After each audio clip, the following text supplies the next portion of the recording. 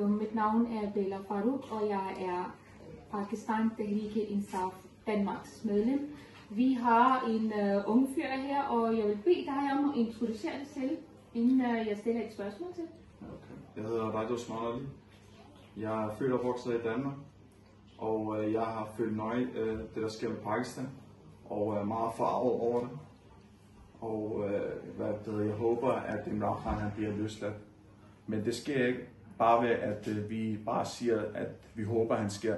Vi er nødt til at kæmpe for det. Det er vores kamp. Så hvordan føler du, når du fortæller selv, at du er født og vokset her?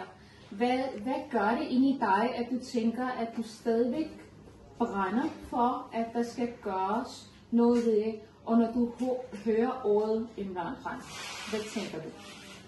Jamen det jeg tænker er, at først så tænker jeg på, hvad er min nationalitet? Det kan godt måske, at jeg er født og opvokset her i Danmark, men jeg føler mig stadig pakistansk.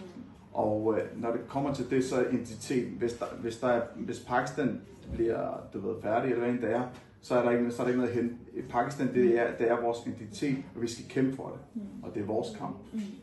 Så på en måde, når vi bor her i Danmark, eller den del af verden, vi møder nogle mennesker, som er måske statsløse, eller kæmper for deres identitet, og vi kender smerten, derfor er det meget vigtigt.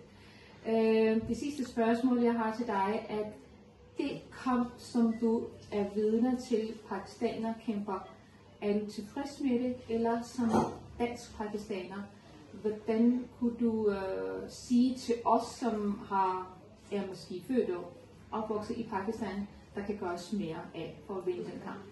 Jeg synes, at pakistanere i Danmark burde være mere arrangeret. Jeg synes, der var ikke mange, der dukkede op. Jeg var til den demonstration, der vi var foran Folketinget, og jeg var skuffet over, at man siger, at jeg ved ikke om der er 20.000 pakistanere, og jeg tror, at der var dukket måske 1.000 eller 500 op. Det var intet til det. Det her, det handler om vores fremtid. Vi skal kæmpe for det her. Og det er på os i udlandet, hvis vi presser på, det er på den måde, Imran Khan kommer ud. Helt sikkert, ja. Tusind tak for din tid. Ja.